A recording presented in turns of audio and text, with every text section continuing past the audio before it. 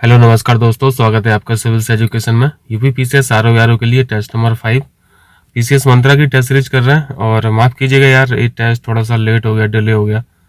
अभी राखी पर गांव चला गया था और उसके बाद थोड़ा तबीयत खराब हो गई थी, तो वीडियो रिकॉर्ड नहीं हो पा रहा था यार। देखिए यहाँ पे 65 क्वेश्चन हम लोगों ने किए थे इस टेस्ट के, और ये लास्ट पार्ट रहेगा। इसमें 65 से 66 से 66 से पूरा 140 करेंगे।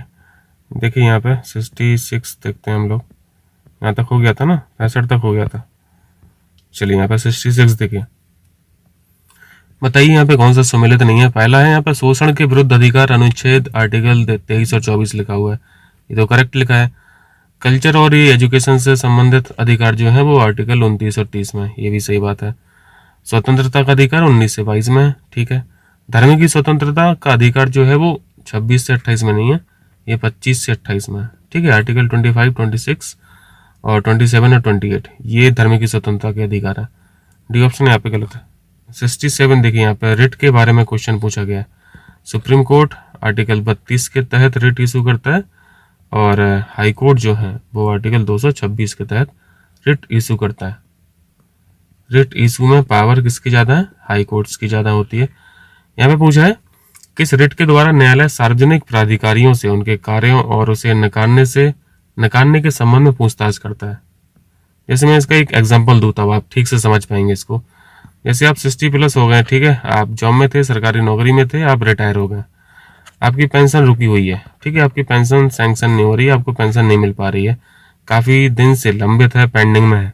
तो आप क्या करेंगे? पहले आप हाई कोर्ट जाएंगे और यहाँ पर रिट दाखिल करेंगे, और आपकी रिट में जो प्रेयर रहेगी, आप प्रेयर किस बात की करेंगे? प्रेयर इसी बात की करेंगे कि मुझे पेंशन नहीं मिल रही है। पेंशन विभाग के जो अधिकारी हैं वो पेंशन को डिले कर रहे हैं। तो यहाँ पे हाई कोर्ट क्या करेगा? हाई कोर्ट रिट इशू करेगा। किनको करेगा? इनको करेगा, पेंशन विभाग के अधिकारी को करेगा, जिनको अथॉरिटी है सैंक्शन करने की। और इस चीज को बोलते हैं मैंडेमस, हिंदी में बोलते हैं परमादेश, ठीक है, परमादेश। तो यहाँ पे डी ऑप्शन हो जाएगा, परमादेश ऑप्शंस में नहीं है। 66 देखिए, निम्नलिखित में से किस प्रकार के शिक्षा संस्थानों में धार्मिक शिक्षा पूर्ण रूप से प्रतिबंधित है? धार्मिक शिक्षा वहां पे आप नहीं करा सकते हैं जो इंस्टीट्यूट, जो संस्थाएं स्टेट के द्वारा फुल्ली फंडेड होती हैं, ठीक है, पूरी तरीके से फंडेड होती हैं। तो यहाँ पे सी ऑप्शन देखिए, सी ऑप्शन में यही लिखा है, राजनिधि से पूर्णतः पोषित संस्थान। सी ऑप्शन यहाँ पे करेक्ट हो जाएगा।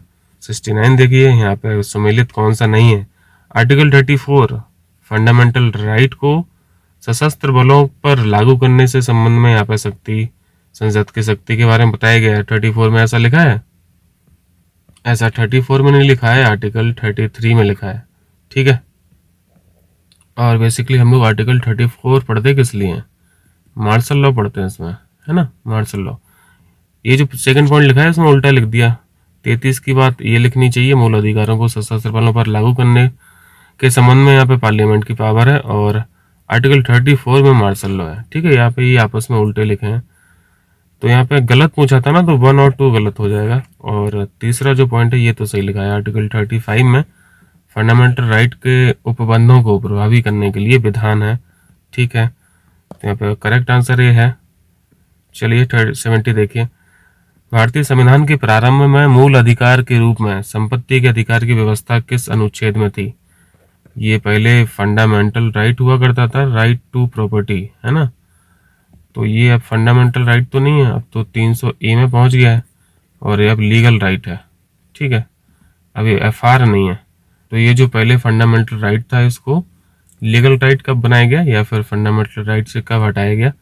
ये 44वें संविधान संशोधन से किया गया था 1978 में, ठीक है। लेकिन व्यवस्था कहाँ पे थी? आर्टिकल 19 पढ़ते हैं हम लोग, है ना, इसमें तमाम आर्टिकल्स हैं। ये जो ब्रैकेट में चा लिखा हुआ है, ये चा का क्या मतलब है? F है क्या? तो इसको थोड़ा सा देख लीजिए, क्योंकि हिंदी में थोड़ा कठिन होता है याद कर पाना। यहाँ पे डी ऑप्शन करेक्ट है, ठीक है। ये फंडामेंटल राइट था यहाँ पे, राइट टू प्रॉपर्टी, इस आर्टिकल में। अब ये नहीं है, अभी निरसित है, डिलीटेड है। 71 देखिए, भारतीय संविधान में मूल अधिकार किस देश के संविधान से लिए गए? फंडामेंटल राइट यानी हम लोग कैसे याद रखते हैं? रॉकी माउंटेन से। आर का मतलब रॉकी माउंटेन, और रॉकी माउंटेन कहाँ पे? USA में। यहाँ पे सॉरी, रूस पे टिक हो गया, यहाँ पे डी ऑप्शन हो जाएगा। और भाई अगर फंडामेंटल ड्यूटी की बात हो तो डी से हम लोग डॉन रिवर याद रखते हैं। और डॉन रिवर कहाँ की है? ये रसिया की है ना, रूस की है। चलिए यहाँ पे देखिए नेक्स्ट क्वेश्चन देखिए 72 देखिए, भारतीय नागरिकों के विदेश में घूमने तथा वापस भारत आने के अधिकार को किस अनुच्छेद के अंतर्गत शामिल किया गया है? ये इंपॉर्टेंट है, ठीक है, ध्यान रखना। विदेश में घूमने का जो अधिकार है ये आर्टिकल 21 के तहत मिला हुआ है, ठीक है, आर्टिकल 21, 19 मत लगा देना। 73 देखिए, यहाँ पे आर्टिकल से ही क्वेश्चन है और डीपीएसपी का क्वेश्चन है। डीपीएसपी में सारे आर्टिकल्स याद होना चाहिए, है ना। मैंने पहले की टेस्ट सीरीज में कोशिश आप लोगों को कराई है, काफ़ी कोशिश कराई है सारे याद रखने का, और मैं एक ही क्वेश्चन में सबको यहाँ पे रिवाइज भी करा देता था। और साथ में ये भी बताया है कि ये जो मेन आर्टिकल में ब्रैकेट में लिखा रहता है, यानी सब आर्टिकल के रूप में जो आया है ना, आप यहाँ पे ए देखेंगे, बी देखेंगे, या फिर सब क्लॉज देखेंगे, ठीक है। तो इस तरह के जो आर्टिकल्स होते हैं ये बाद में जोड़े गए हैं। लगभग इस तरीके के आर्टिकल अगर आपको दिखें तो ये समझ में आ जाना चाहिए कि किसी संविधान संशोधन के माध्यम से बाद में ये ऐड किए गए हैं। जैसे यहाँ पे 43A दिख रहा है और 43B दिख रहा है ना, तो ये बाद में जोड़े गए, ये पहले नहीं थे। जैसे 43 का में क्या है, 43 में यहाँ पे कंपनी है या फिर कोई कारखाना है, तो कारखाने में स्टाफ भी रहता है ना, कंपनी का एक मैनेजमेंट भी रहता है, तो मैनेजमेंट में ये जो स्टाफ है इनकी भी भागीदारी होना चाहिए। ये बात 43A में लिखा हुआ है, जबकि इसके आगे क्या लिखा हुआ है, कर्मकारों के लिए निर्भय मजदूरी, तो ये बात गलत है, ये तो गलत मैच हो गया। तो फिर ये बात लिखी कहाँ पे है, कर्मकारों के लिए निर्भय मजदूरी, ये आर्टिकल 43 में लिखा हुआ है, ठीक है, किसी सब क्लॉज में नहीं लिखा, यही ध्यान रखना है। तो करेक्ट आंसर यहाँ पे सी हो जाएगा, गलत बताना था ना। 74 देखिए, नीति निर्देशक तत्वों के बारे में बताइए कौन सा गलत है। यहाँ पे डीपीएसपी, ये अगेन डीपीएसपी का क्वेश्चन है, संविधान के भाग 4 में, ठीक है, भाग 4 में है, अनुच्छेद 36 से 51 तक ये विस्तृत है, ये भी बात सही है, पहली बात सही लिखी हुई है। इसे भारतीय संविधान में आयरलैंड के संविधान से ग्रहण किया गया है। डीपीएसपी कहाँ से लिए गए, आयरलैंड से लिए गए, ये भी ठीक है। और डीपीएसपी का जो मेन ऑब्जेक्टिव है ये सी ऑप्शन में लिखा हुआ है, ये अक्सर पूछा भी जाता है ना, इंटरव्यू वगैरह में पूछ लेता है, तो ये आपको शब्द बिल्कुल जुबान पे होना चाहिए, लोक कल्याणकारी राज्य, ठीक। डीपीएसपी तत्व का जो ऑब्जेक्टिव है वो लोक कल्याणकारी राज्य का निर्माण करना है, ये भी बात सही है। यहाँ पे गलत तो कोई भी नहीं है, तो यहाँ पे डी ऑप्शन सही हो जाएगा, ठीक है। चलिए 75 देखिए, 43B में लिखा है यहाँ पे सहकारी समितियों की अभिवृद्धि, ये भी जस्ट आपने देखा था 73, जो 73 क्वेश्चन था अभी देखा ना ऊपर, ये वाला क्वेश्चन ये है, तो सही लिखा है। 73B जो है, खा लिख लीजिए या फिर वी लिख लीजिए, सहकारी समितियों की अभिवृद्धि, ये बात सही है। 48A जो है, देखो बी यहाँ पे लिखा है, ए बाद में ए लिखा है, 39A यहाँ पे लिखा हुआ है, इसका मतलब है ये बाद में जोड़े गए, है ना। और ये जो 48A है ये तो बहुत इंपॉर्टेंट है, ये क्या है, ये इन्वायरमेंट से संबंधित है, पर्यावरण के संरक्षण से संबंधित है, जबकि यहाँ पे क्या लिखा है, राष्ट्रीय महत्व के स्मारक, संस्थानों और वस्तुओं का संरक्षण। ये 48A में नहीं है, ये 49 में है, ठीक है, ये बात 49 में लिखी है, 48A है पर्यावरण का संरक्षण, तो यही आंसर करेक्ट हो जाएगा। बाकी देखिए 39A में क्या है, यहाँ पे हम लोग ये समान न्याय और निःशुल्क विधिक सहायता, फ्री लीगल एड पढ़ते हैं ना, फ्री लीगल एड, ठीक है, 39A है। और 47 में क्या है, 47 में हम लोग दारू से याद रखते हैं, है ना, तो ये बात भी सही है, गलत हो गया बी ऑप्शन। चलिए 76 देखिए, समान न्याय और गरीबों को निःशुल्क कानूनी सहायता, अभी देखा आपने 39A, है ना, किस संविधान संशोधन अधिनियम के द्वारा जोड़ा गया, ये भी आप जानते हैं, ए लिखा हुआ है, तो ये कभी ना कभी किसी ना किसी संविधान संशोधन से जोड़ा गया होगा, और ये जोड़ा गया था 42 कॉन्स्टिट्यूशनल अमेंडमेंट एक्ट के द्वारा, और ये कब हुआ था ये तो हम लोग जानते ही हैं, 1976 में, बी ऑप्शन यहाँ पे ठीक है। चलिए 77 में है, बिना सलाहकार बोर्ड की राय किसी व्यक्ति को कितने समय तक निवारक निरोध के तहत निरुद्ध किया जा सकता है। आर्टिकल 22 पढ़िए, BR एक्ट उठा के, आर्टिकल 22 पढ़ेंगे तो आपको यही भाषा दिखेगी, आपको ये शब्द दिखेगा निवारक निरोध, और ये शब्द दिखेगा व्यक्ति, इसको मैं मार्क क्यों कर रहा हूँ? मार्क इसलिए कर रहा हूँ क्योंकि यहाँ पे व्यक्ति ही लिखा है, नागरिक नहीं लिखा है। नागरिक अगर लिखा होता है तो इससे हमें ये समझ में आता है कि आर्टिकल 22 जो है वो सिर्फ और सिर्फ नागरिक के लिए होगा। अगर नागरिक लिखा है और व्यक्ति लिखा है अगर, तो फिर ये दोनों के लिए है। किसी भी पर्सन के लिए भी हो सकता है, यानी एलियंस के लिए भी हो सकता है, विदेशियों के लिए भी हो सकता है, और भारत में जो रह रहे हैं इंडियन सिटीजन जो है उनके लिए भी है ना। यही बात समझ में आती है इन दो शब्दों से। तो आर्टिकल वाइज कैसा है? आर्टिकल वाइज में व्यक्ति लिखा हुआ है, इसका मतलब है ये दोनों के लिए है। और जो सिर्फ भारतीयों के लिए दिए गए हैं वो हम लोग पढ़ते हैं 15, 16, 19, 29 और 30। ये आर्टिकल ऐसे हैं जो सिर्फ और सिर्फ नागरिक के लिए हैं, और इनकी आप भाषा पढ़ेंगे बीआर एक्ट में तो व्यक्ति शब्द नहीं लिखा है, सिटीजन शब्द लिखा है। यहाँ पे क्वेश्चन पूछा गया है कि अगर सलाहकार बोर्ड से राय नहीं ली गई है तो किसी व्यक्ति को डिटेन कितने महीनों तक रख सकते हैं।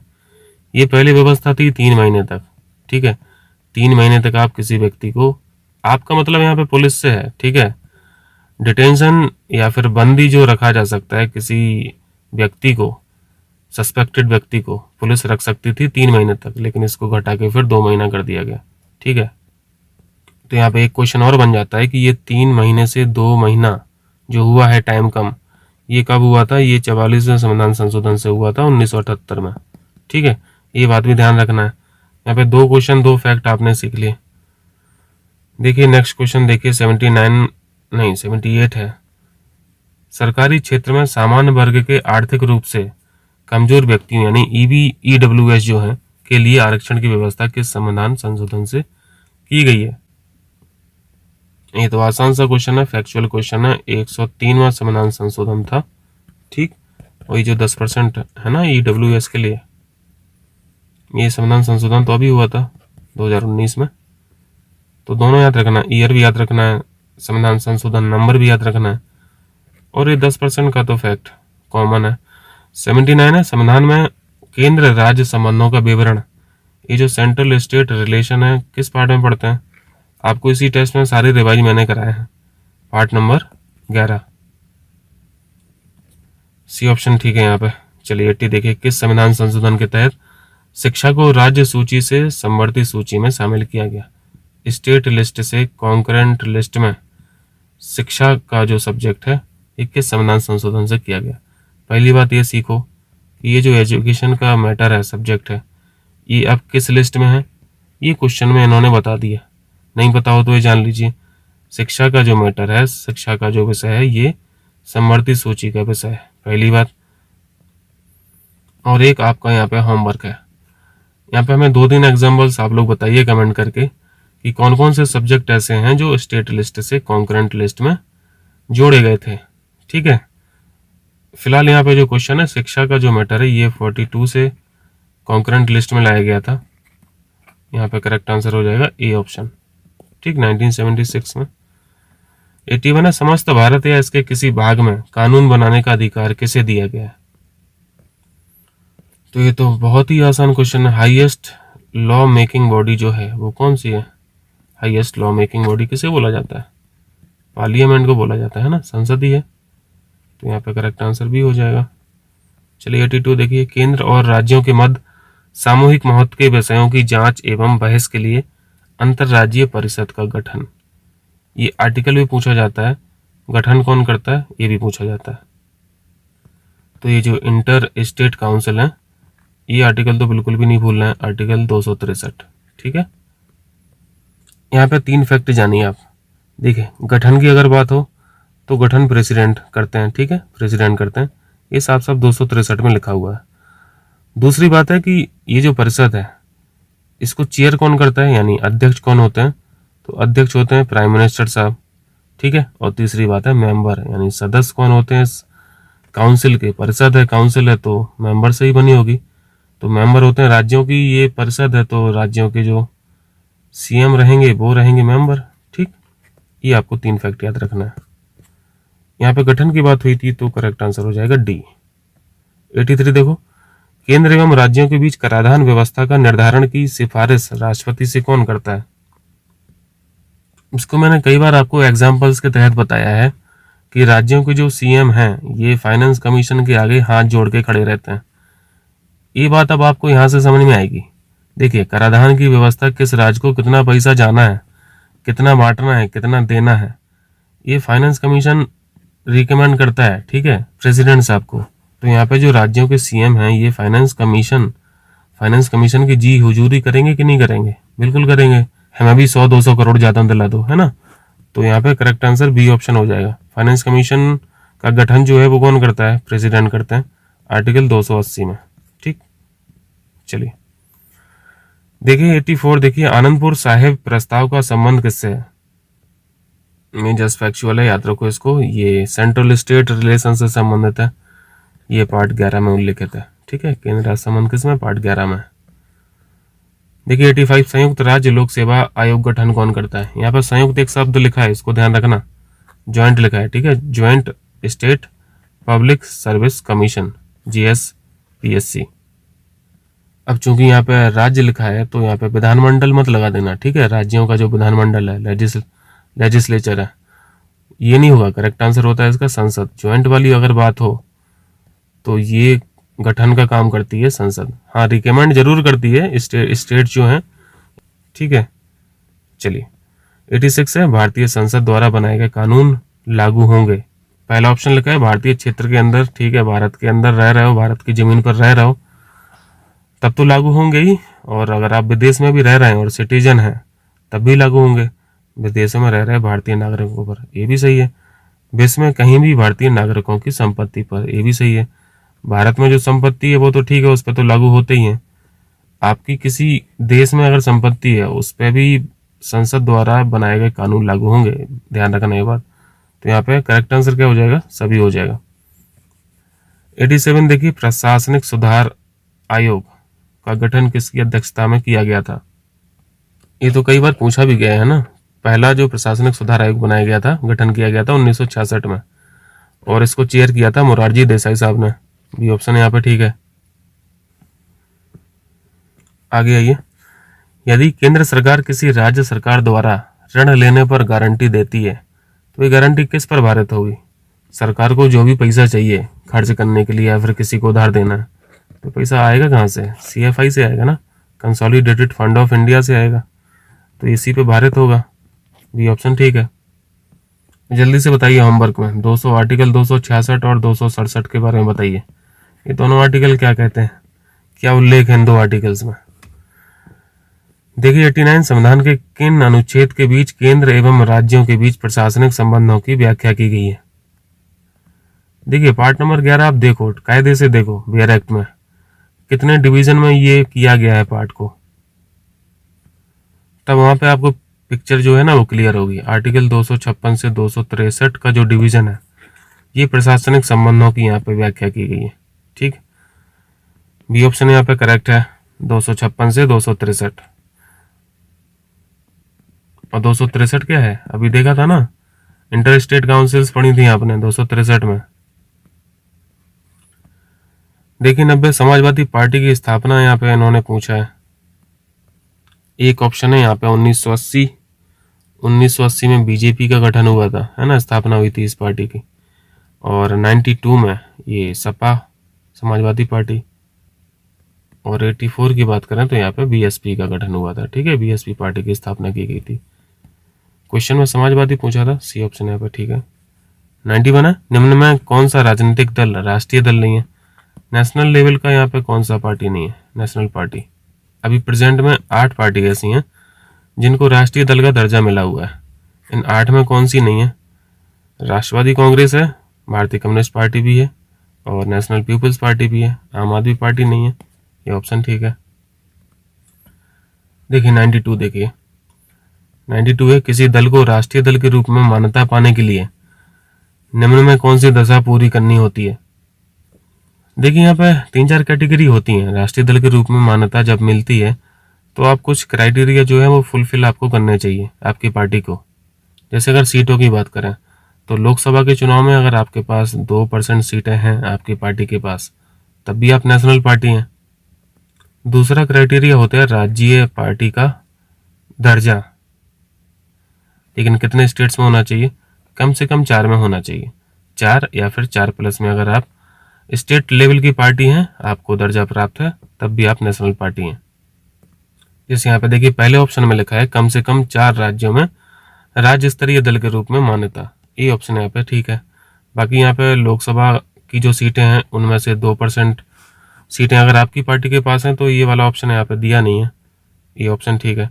93 है, देश में सन 2019 में संपन्न हुए राष्ट्रीय स्तर पर आम चुनाव किस नंबर के चुनाव थे? अभी 2024 में होने है ना, 2024 में होगा लोकसभा के चुनाव यानी पीएम के चुनाव। वैसे चुनाव पीएम का नहीं होता है, चुनाव सांसद का होता है ना, मेंबर ऑफ पार्लियामेंट का होता है। तो ये हल्का क्वेश्चन जरूर है लेकिन इम्पोर्टेंट है। 2024 में जो होने वाले हैं ये 18वें चुनाव होंगे लोकसभा के, तो ये 2019 के 17 में हो गए, ठीक है, सी ऑप्शन। देखिए 94 देखिए, राष्ट्रपति के चुनाव में संसद के दोनों सदनों के सदस्य शामिल होते हैं। यहाँ पे शब्दों पर ध्यान देना, ठीक है। दोनों सदन लिखा है, ठीक है, दोनों सदन यानी लोकसभा और राज्यसभा। मेंबर भी लिखा है लेकिन मेंबर के साथ इन्होंने निर्वाचित नहीं लिखा है ना, इलेक्टेड होना चाहिए मेंबर, क्योंकि लोकसभा और राज्यसभा में कुछ मेंबर ऐसे भी हैं जो नॉमिनेट होके आते हैं ना। तो ये नॉमिनेट वाले जो मेंबर हैं ये वोटर नहीं होते हैं राष्ट्रपति के चुनाव में, केवल और केवल इलेक्टेड होते हैं, निर्वाचित होते हैं। तो ये शब्द होना चाहिए जरूर। हाँ, और साथ में ये भी ध्यान रखना, अगर नॉमिनेटेड मेंबर की बात हो तो ये वाइस प्रेसिडेंट के चुनाव में ये वोटर होते हैं लेकिन प्रेसिडेंट के चुनाव में नहीं होते हैं। पहली बात तो गलत है। दूसरी बात है राष्ट्रपति के चुनाव में संसद के दोनों सदनों के निर्वाचित सदस्य शामिल होते हैं, ये बात सही है, ठीक। लेकिन यहाँ पे गलत पूछा था तो गलत हो गया केवल एक। वैसे राष्ट्रपति के चुनाव में वोटर्स कौन कौन से होते हैं? लोकसभा के इलेक्टेड मेंबर, राज्यसभा के इलेक्टेड मेंबर और राज्यों के जो विधान सभाएं हैं, ठीक है, विधानसभा। और अगर किसी यूटी में, यूनियन टेरिटरी में भी अगर विधानसभा है तो वहाँ के भी इलेक्टेड मेंबर। ये पूरा इलेक्टोरल कॉलेज होता है प्रेसिडेंट का, ये ध्यान रखना। ऐसे बहुत बेसिक है, ये तो सब तो जान ही रहे हम लोग। देखिए नेक्स्ट, देखिए 95 है, कौन सा कथन असत्य है? राष्ट्रपति को महाभियोग के द्वारा ही पद से हटाया जा सकता, बात सही लिखी है। और इम्पीचमेंट की बात है तो आर्टिकल भी ध्यान रखना है हम लोग को, आर्टिकल 61 में लिखा हुआ है। दूसरा, राज्यपाल राष्ट्रपति के प्रसाद पर्यंत पद धारण करता है, ये बात भी सही है, ठीक है, पीओपी बोलते हैं हम लोग, प्लेजर ऑफ प्रेसिडेंट। राज्यपाल को क्षमादान की शक्ति प्राप्त है, ये बात भी सही है। अब कितने लेवल तक क्षमादान की शक्ति है इस बात की चर्चा नहीं है इस स्टेटमेंट में, ठीक है, तो इतनी बात सही लिखी है। राज्यपाल की नियुक्ति कॉलेजियम प्रणाली के द्वारा होती है, ये बात गलत है, डी ऑप्शन यहाँ पे गलत है। राज्यपाल की नियुक्ति बताइए, आर्टिकल 155। 96 है, देखिए क्वेश्चन तो दिख ही गया, ये 155 राज्यपाल की नियुक्ति सही लिखा हुआ है। और देखिए कुछ आसान सा दिख रहा है। चलिए एक चीज बताइए, आर्टिकल 123 में क्या पढ़ते हो? आर्टिकल 123 में प्रेसिडेंट के पास पावर है ना, किस बात की पावर है?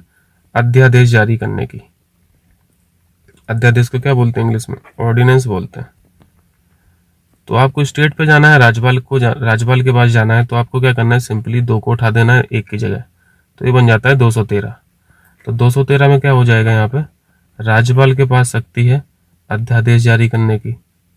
तो यहाँ पे ये बात जो लिखी है ये गलत लिखी है, राज्यपाल का अभिभाषण लिखा है यहाँ पे, अभिभाषण नहीं होना चाहिए, यहाँ पे अध्यादेश होना चाहिए।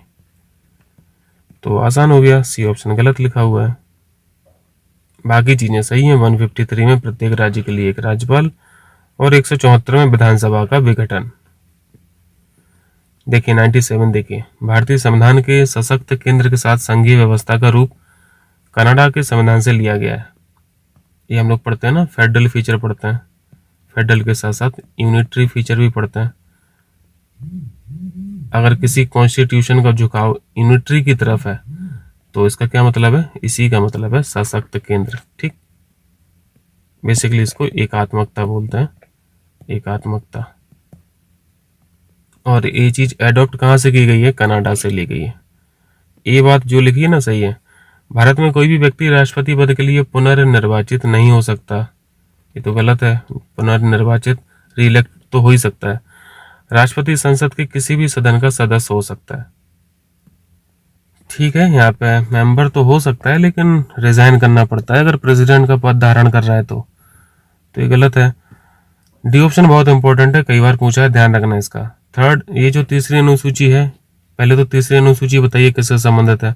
ओथ से संबंधित है, ये तो ठीक है, शपथ से संबंधित है, लेकिन आपको ध्यान ये रखना है कि राष्ट्रपति की शपथ ग्रहण करने की जो प्रक्रिया है तीसरी अनुसूची में नहीं है, इनका एक सेपरेट आर्टिकल है, सेपरेट आर्टिकल में व्यवस्था की है, आर्टिकल 60 में, ध्यान रहेगा। तो डी ऑप्शन भी गलत है। यहाँ पे करेक्ट आंसर केवल एक है, सॉरी ए है, सही पूछा था ना, कर लेंगे। तो ये थोड़ा सा ध्यान रखना, तीसरी अनुसूची जो है ठीक है शपथ से तो संबंधित है, लेकिन जो भी अथॉरिटीज हैं थर्ड अनुसूची के अंतर्गत उसमें राष्ट्रपति नहीं आते हैं। देखिए 98 देखिए, राज्यपाल के संबंध में बताइए। राज्यपाल की नियुक्ति आर्टिकल 155 से, ठीक है, बेसिक पॉइंट है। वह मुख्यमंत्री और राज्य मंत्री परिषद की नियुक्ति करता है, ये सही बात लिखी है। वह विधानसभा के सत्र को आहूत भी करता है और अवसान भी करता है, ये भी सही है। अध्यादेश अभी हम लोगों ने देखा आर्टिकल 213 के तहत राज्यपाल को शक्ति है, अध्यादेश जारी करने की अधिकारिता रखता है। तीनों बातें यहाँ पे सही हैं, तो हो जाएगा यहाँ पे सी ऑप्शन सही है, ठीक है। चलिए 99 देखिए, यदि किसी राज्य में विधान परिषद है तो राज्यपाल कितने सदस्यों को मनोनीत करने की अधिकारिता रखता है। अगर किसी स्टेट में लेजिस्लेटिव काउंसिल है तो 1/6 मेंबर ऐसे होते हैं जिनको मनोनीत कर सकता है, नॉमिनेट कर सकता है राज्यपाल। यहाँ पे सी ऑप्शन सही है। 100 में क्या है कि संविधान संशोधन द्वारा मौलिक कर्तव्य यानी फंडामेंटल ड्यूटीज को भारतीय संविधान में जोड़ा गया था। जस्ट फैक्चुअल क्वेश्चन है, इनको जल्दी जल्दी से कर लेते हैं। फंडामेंटल ड्यूटीज अभी टोटल कितनी है, 11 है। पहले कितना हुआ करती थी, 10 थी, प्लस एक जोड़ी गई, एक जो जोड़ी गई थी ये 86वें संविधान संशोधन से जोड़ी गई थी, है ना, 2002 में। 101 देखिए, भारत का राष्ट्रपति, ये आर्टिकल 52 में भारत का राष्ट्रपति होगा, ऐसा लिखा हुआ है, सही है। ये तो मैं हमेशा ही रिवाइज कराता रहता हूँ आपको, आर्टिकल 52 और आर्टिकल 53 सब क्लॉज 1 और सब क्लॉज 2, है ना। आर्टिकल 52 में भारत का राष्ट्रपति होगा, 53 सब क्लॉज 1 में यहाँ पे एग्जीक्यूटिव पावर होती है, कार्यपालिका शक्ति होती है, संघ की निहित किस में है, राष्ट्रपति में, ऐसा 53 सब क्लॉज 1 बोलता है। और सब क्लॉज 2 में जो है यहाँ पे सुप्रीम कमांडर की बात लिखी हुई है। तो 53 में देखिए यहाँ पे संघ की कार्यपालिका शक्ति, सही है ये भी। और 54 में तो इलेक्शन होता है प्रेसिडेंट का, इलेक्शन का प्रोसीजर है, जबकि यहाँ पे लिखा है राष्ट्रपति की पदावधि, तो ये बात यहाँ पे गलत हो गई, सी पॉइंट यहाँ पे गलत है। 55 में है राष्ट्रपति के निर्वाचन की प्रक्रिया, और जो पदावधि वाली बात है ये आर्टिकल 55 में है, ठीक है। 55 जो है राष्ट्रपति के निर्वाचन की प्रक्रिया नहीं है, यहाँ पे पदावधि है। तो यहाँ पे COD दोनों गलत है, यहाँ पे कॉम्बिनेशन बनाया नहीं है इन्होंने, COD दोनों गलत है। 102 में बताइए, राष्ट्रपति के निर्वाचन में इलेक्टोरल कॉलेज बताइए यहाँ पे राष्ट्रपति का, वोटर कौन कौन होते हैं।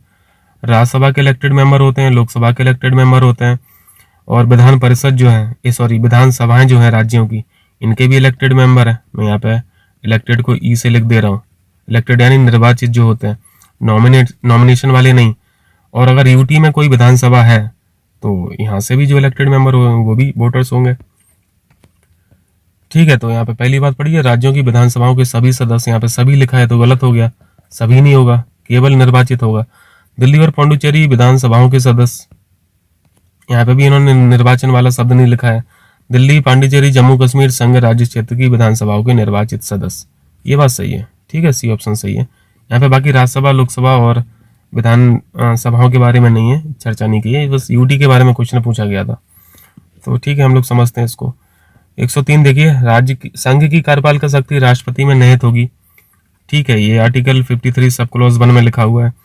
राष्ट्रपति अपनी कार्यपालिका शक्ति का प्रयोग संविधान अनुसार स्वयं या अधीनस्थ अधिकारियों द्वारा करेगा, ये बात भी बिल्कुल करेक्ट है, ठीक है। बियर एक्ट उठाइए और उसको पढ़िए, ये बिल्कुल एज इट इज लिखा हुआ है। भारत का राष्ट्रपति तीनों सेनाओं का अध्यक्ष होगा, ये 53 सब क्लॉज 2 में है, ठीक है। तो यहाँ पे तीनों बातें सही हो गई। और क्या यहाँ पे लिखा हुआ है, कौन सा कथन सही है, तो यहाँ पे डी ऑप्शन सही हो जाएगा।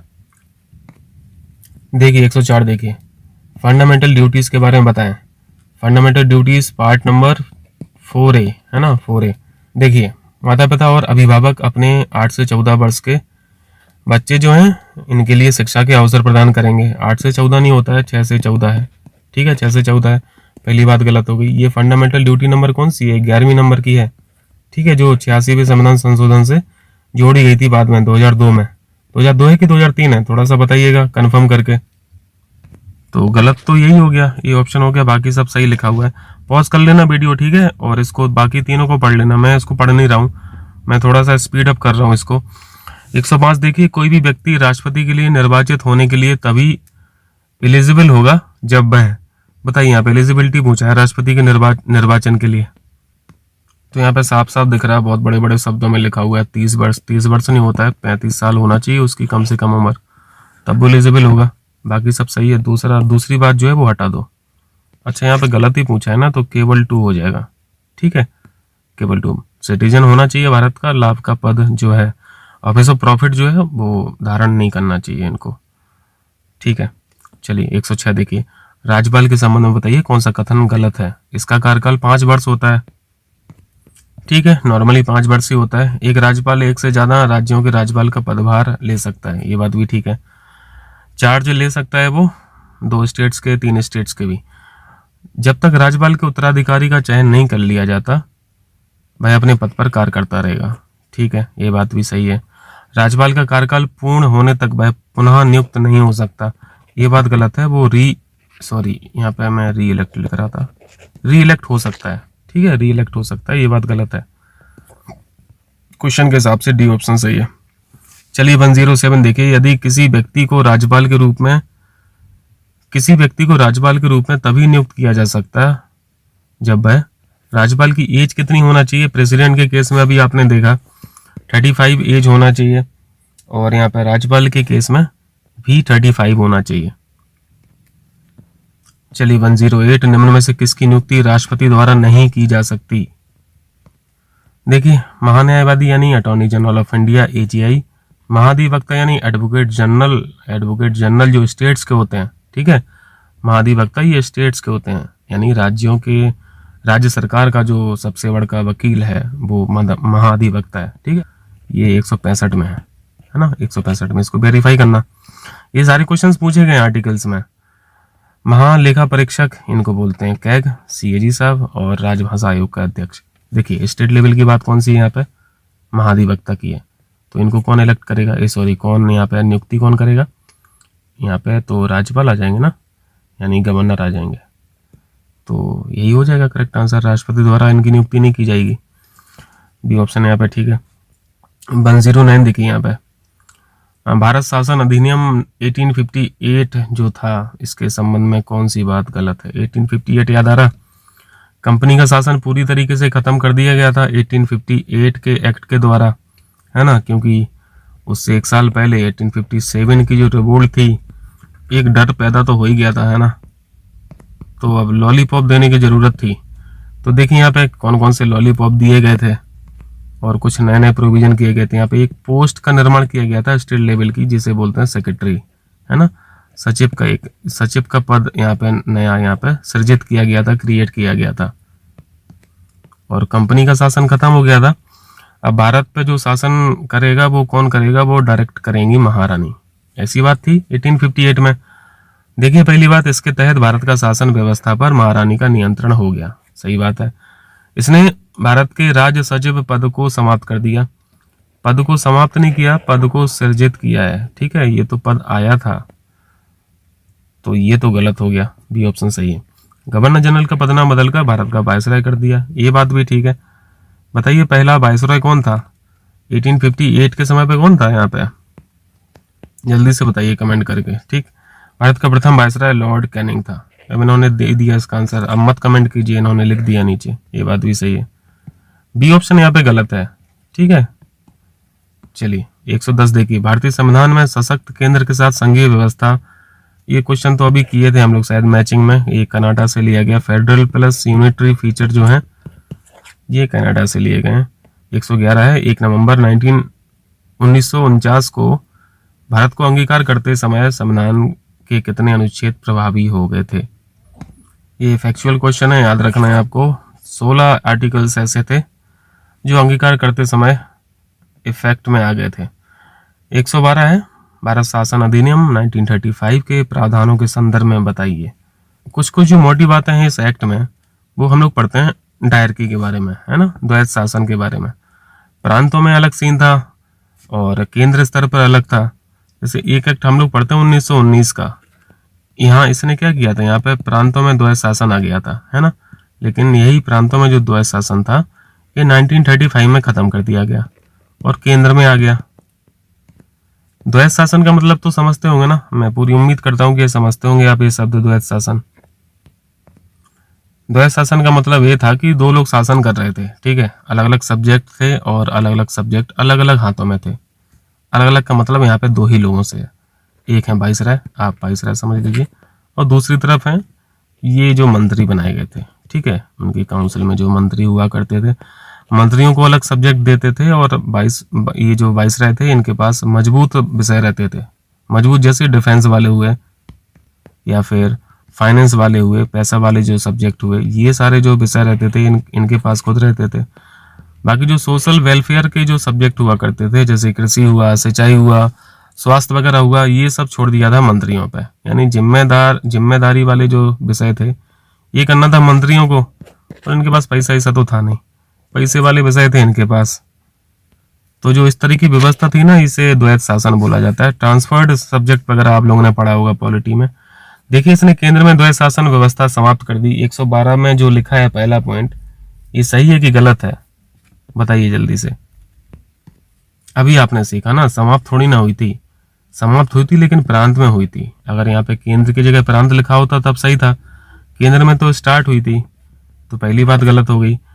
दूसरी बात है इसने प्रांतों में द्वैत शासन प्रणाली का आरंभ किया, उल्टा लिख दिया इन्होंने, दूसरी बात भी गलत है। इसके द्वारा 11 राज्यों में द्विसदनीय व्यवस्था प्रारंभ की थी, ये बात भी गलत है। ये 11 नहीं होना चाहिए, 6 होना चाहिए। 6 राज्यों में ये द्विसदनीय व्यवस्था प्रारंभ की गई थी।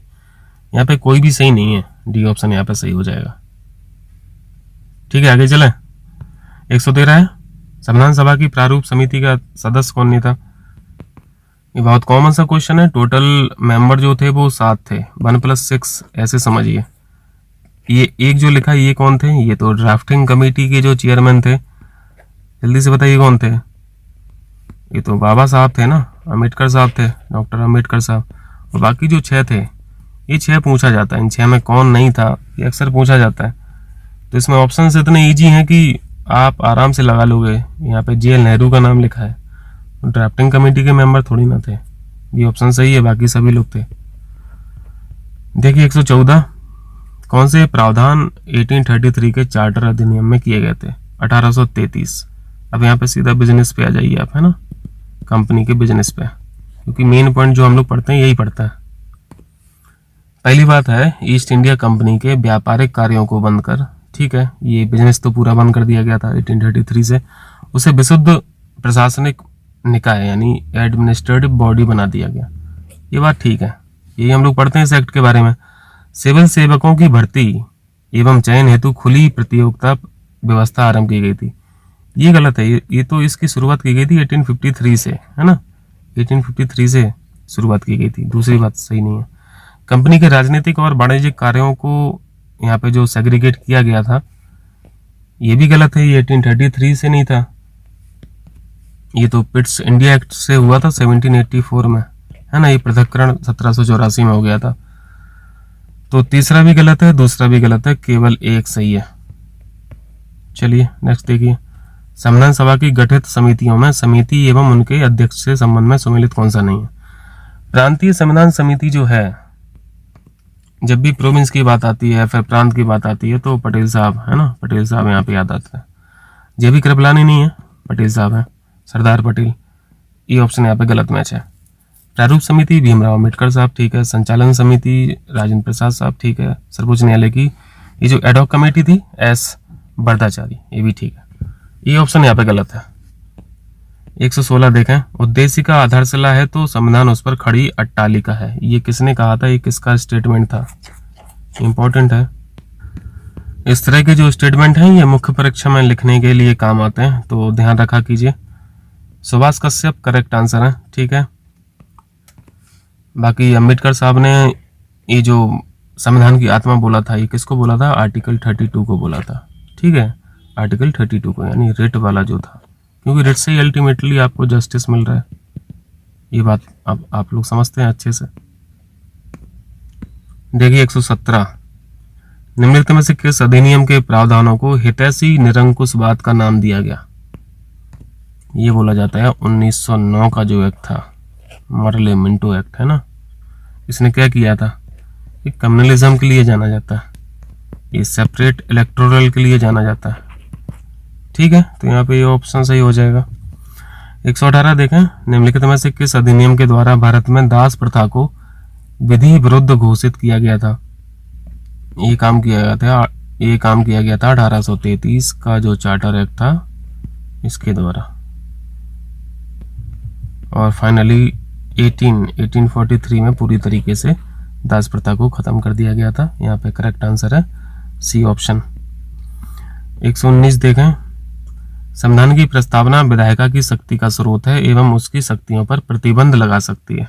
इसी बात को लेकर तो काफी क्लैश हुआ था, है ना, सुप्रीम कोर्ट के काफी जजमेंट भी हैं इस पर। तो संविधान की प्रस्तावना विधायिका की शक्ति का स्रोत नहीं है और उसकी शक्तियों पर प्रतिबंध भी नहीं लगा सकती है, ये गलत लिखा है। ठीक है, यहाँ पे शक्ति का स्रोत नहीं होना चाहिए। संविधान की प्रस्तावना न्याय उचित है और इसकी व्यवस्थाओं को न्यायालय में चुनौती दी जा सकती है, ये बात भी गलत है। इन सभी को यार पहले सीखा हुआ है हम लोगों ने। ठीक है, अगर आप लोगों ने देखा होगा पुरानी टेस्ट सीरीज तो इस चीज को आप समझ पा रहे होंगे। दोनों बातें यहाँ पे गलत हैं। सही पूछा था तो सही कोई भी नहीं है। देखिए 120, देखिए भारतीय संविधान की कौन सी विशेषता संसदीय संप्रभुता के सिद्धांत के विपरीत है? संसदीय संप्रभुता का मतलब है कि सर्वे सर्वा जो है ना वो संसद है। ठीक है, ऐसा सीन कहाँ पे देखने को मिलता है? ये ब्रिटेन में देखने को मिलता है। हमारे यहाँ क्या है? हमारे यहाँ संविधान की संप्रभुता है, यानी जो भी होगा संविधान के हिसाब से होगा। अब इसके विपरीत कौन कौन से पॉइंट हो सकते हैं देख लीजिए। संवैधानिक सर्वोच्चता का सिद्धांत, ठीक है, ये विपरीत है, इसके अपोजिट है।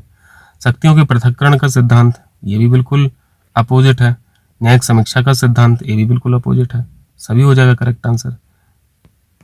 अगर ये चीज आप अप्लाई कर देंगे तो फिर संसद संप्रभु कहाँ रही, है ना, बिल्कुल संप्रभु नहीं रहेगी, इसलिए सारे पॉइंट्स विपरीत लिखे हुए हैं। 121 है, कौन सा प्रावधान भारतीय संविधान की एकात्मक विशेषता के विरुद्ध है? अब एकात्मकता आप लोग समझ रहे होंगे, यूनिटरी फीचर के बारे में पूछ रहे हैं, यानी यहाँ पे जब केंद्र बहुत ज्यादा मजबूत हो जाए तो वो एकात्मकता हो गया।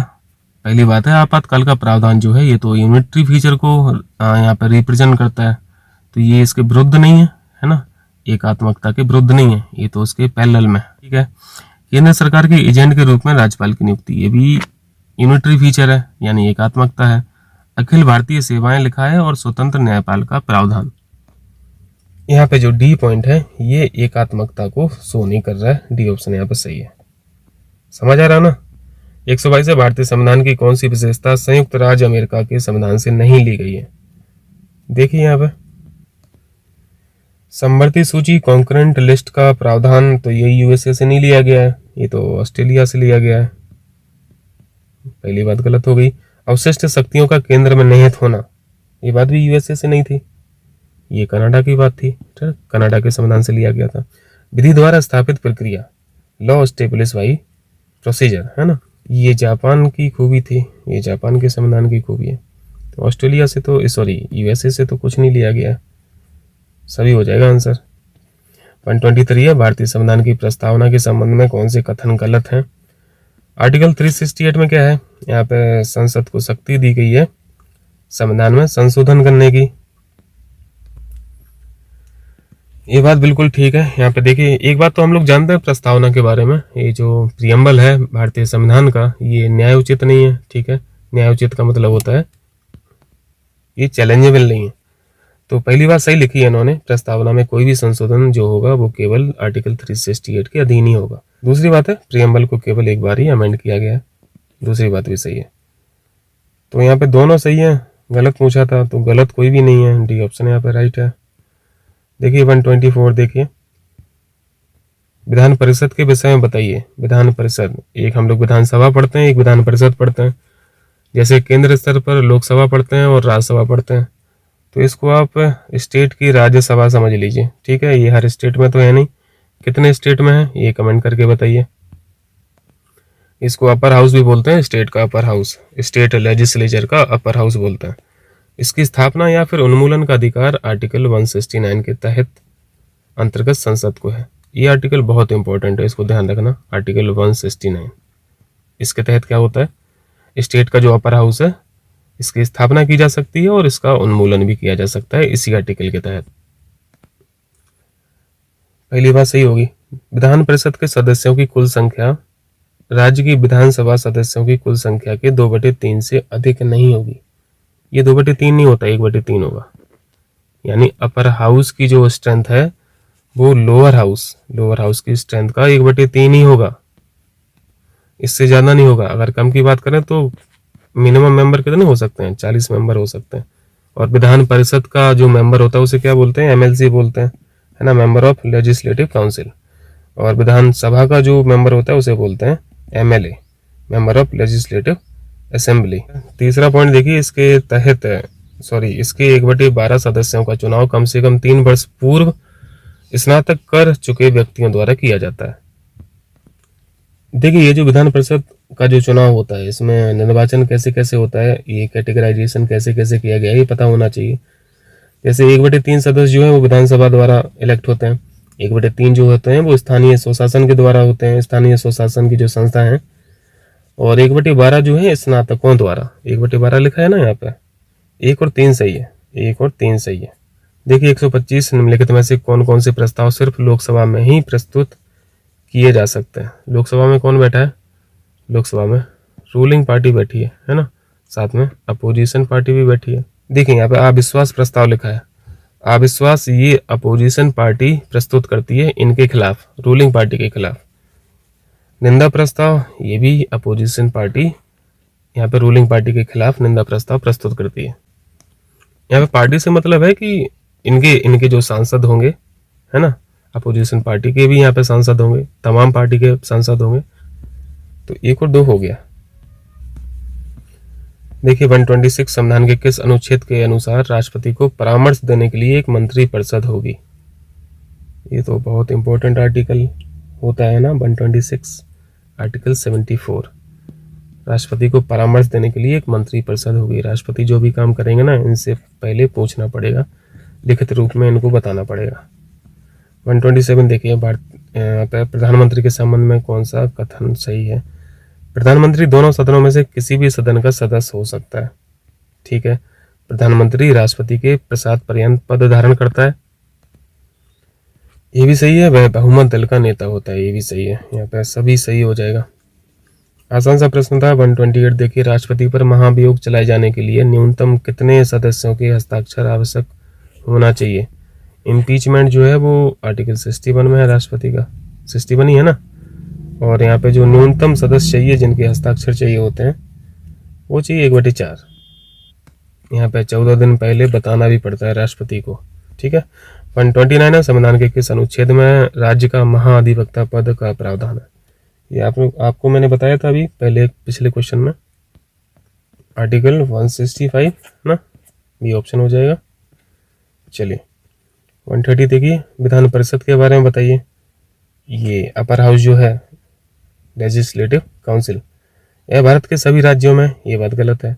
कितने राज्यों में, ये मैंने आपसे पूछा है कमेंट में। इसके सभापति का चुनाव राज्यपाल द्वारा किया जाता है। विधान परिषद का कंपेयर आप राज्यसभा से किया कीजिए, ठीक है, तो काफी आंसर्स आपको मिल जाएंगे। अब यहाँ पे लिखा है दूसरी बात कि सभापति का चुनाव राज्यपाल कैसे करेंगे। यहाँ पे विधान परिषद के जो सदस्य होंगे वही ना चुनाव करेंगे, है ना। दूसरी बात गलत है। विधान परिषद में चुने जाने के लिए राज्यों की न्यूनतम आयु 35 वर्ष, 35 नहीं 30 वर्ष होना चाहिए, ये भी गलत हो गया। राज्य विधान परिषद के 1/3 सदस्य राज्यपाल द्वारा मनोनीत किए जाते हैं। ये पॉइंट तो हम लोगों ने पहले सीखा था, ये 1/6 होते हैं, ठीक है। 1/6 सदस्य राज्यपाल द्वारा नॉमिनेट किए जाते हैं। कोई भी बात यहाँ पे सही नहीं है, सब गलत हो जाएगा। 131 देखिए, राज्य विधानमंडल के द्वारा। अब देखो यहाँ पे राज्य विधानमंडल लिखा है, तो विधानमंडल का मतलब यहाँ पे दोनों की बात कर रहा है वो, विधान परिषद की और विधानसभा की। राज्य विधानमंडल के द्वारा पारित किसी भी विधेयक को रोकने की राज्य विधान परिषद के पास अधिकतम समय सीमा कितनी होती है। ये हम लोग पढ़ते हैं 4 महीने, है ना, डी ऑप्शन। चलिए 132, किस अनुच्छेद के तहत किसी विधेयक को पारित करने के लिए ज्वाइंट सेशन का प्रावधान किया गया। आर्टिकल 108, आसान सा प्रश्न है। निम्नलिखित में से कौन सा सदस्य सदस्यों का सामूहिक विशेषाधिकार नहीं है? इस बात को हम लोगों ने सीखा था पहले, साक्षी के रूप में उपस्थिति से स्वतंत्रता, ये सामूहिक विशेषाधिकार नहीं है, ये ऑप्शन सही है। ठीक है, बाकी पॉज कर लेना, ये सब सही है। बाकी 134 है, निम्नलिखित में से संसद के सत्र में कौन शामिल नहीं है? बजट सत्र देखते हो आप, मानसून सेशन भी देखते हो और शीतकालीन सेशन भी देखते हो। ग्रीष्मकालीन सेशन जो है ये नहीं होता है। ठीक है, यहाँ पे बी ऑप्शन करेक्ट है। 135 है, बताइए कौन सा गलत है? मंत्रिपरिषद का एक निश्चित कार्यकाल होता है। मंत्रिपरिषद, ये किस मंत्रिपरिषद की बात कर रहे हैं? आप संघ स्तर पर भी सोच सकते हैं, आप यहाँ पे राज्य स्तर पर भी सोच सकते हैं। तो ये जो निश्चित शब्द लिखा है ये कैसे हो सकता है? ये मंत्रिपरिषद तो तब तक हो सकती है जब तक इनको विश्वास प्राप्त है ना। लोकसभा में जब तक इनका बहुमत है तब तक मंत्रिपरिषद है, तो ये निश्चित कार्यकाल वाली कोई बात नहीं है। मंत्रिपरिषद के सदस्य सामूहिक रूप से लोकसभा के प्रति उत्तरदायी है, ये बिल्कुल करेक्ट है। आर्टिकल नंबर 74 और 75 बिहार एक्ट खोलिए और इन दोनों आर्टिकल्स को पढ़िए, ये बहुत खास आर्टिकल्स होते हैं संविधान के। मंत्रिपरिषद के सदस्य व्यक्तिगत रूप से संसद के प्रति उत्तरदायी होते हैं।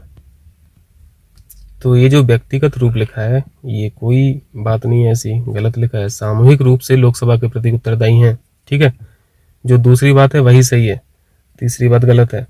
मंत्रिपरिषद के सदस्यों की संख्या लोकसभा के सदस्यों की संख्या की 15% से अधिक नहीं होना चाहिए, ये बात बिल्कुल करेक्ट है। ये किस संविधान संशोधन से ऐड किया गया था ये भी आप लोग बताइए कमेंट करके। कई बार हम लोगों ने सीखा है, कई बार पढ़ाया है। गलत है यहाँ पे बताइए, गलत पूछा था प्रश्न में, तो पहली बात गलत है और तीसरी बात गलत है ना। पहला और तीसरा हो जाएगा। चलिए नेक्स्ट कीजिए। 136 में है, कौन सी यूटी जो है विधानमंडल के सृजन के लिए अधिकृत है? निम्नलिखित में से कौन केंद्र शासित प्रदेशों में विधानमंडल के सृजन के लिए अधिकृत है? बताइए कौन करेगा ये काम? संसद ही करेगी। 137, राज्य के मुख्यमंत्री के विषय में यहाँ पे बताना है। वह राज्य का कार्यकारी प्रमुख होता है। संघ का कार्यकारी प्रमुख किसको पढ़ते हो? आर्टिकल 53 सब क्लॉज 1 में क्या लिखा है? प्रेसिडेंट, है ना। अगर राज्य स्तर की बात हो तो राज्य स्तर पर कौन हो जाएगा? राज्यपाल हो जाएंगे, गवर्नर हो जाएंगे, सीएम तो नहीं है ना, तो ये गलत है। राज्य के सभी कार्यपाल का संबंधिकार मुख्यमंत्री के नाम पर होते हैं, ये भी गलत है। ये किसके नाम पर होंगे? गवर्नर के नाम पर होंगे, जैसे संघ में राष्ट्रपति के नाम पर होते हैं। वह केवल विधानसभा का सदस्य हो सकता है, ऐसा भी नहीं है भाई, दोनों सदन का मेंबर हो सकता है, ये बात भी गलत है। वह मंत्रियों का चयन अपने विवेक से करता है, ये बात सही है। ठीक है, डी ऑप्शन यहाँ पे करेक्ट है, सही पूछा था। 138 है, किस परिस्थिति में किस संसद सदस्य को यानी मेंबर ऑफ पार्लियामेंट को, सांसद को, एमपी को अयोग्य घोषित कर दिया जाता है? भाई अपने राजनीतिक दल की मेंबरशिप अपनी मर्जी से छोड़ देता है, ठीक है, तब भी ये अयोग्य हो जाएगा। कोई निर्दलीय सदस्य के रूप में निर्वाचन के बाद किसी दल में शामिल हो जाता है, ठीक है, तब भी हो जाएगा। और वह अपनी राजनीतिक पार्टी के द्वारा दिए गए निर्देशों के विपरीत मतदान करता है। तीनों बातें यहाँ पे सही हैं। ये तो एंटी डिफेक्शन वाली बात है ना, एंटी डिफेक्शन लॉ, ये हम लोग पढ़ते हैं कौन सी अनुसूची में? 10वीं अनुसूची में। ये कब ऐड की गई थी?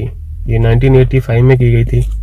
ये सब क्वेश्चन पूछे गए और संविधान संशोधन भी पूछा जाता है। 52 ये संविधान संशोधन था, 1985 में हुआ था।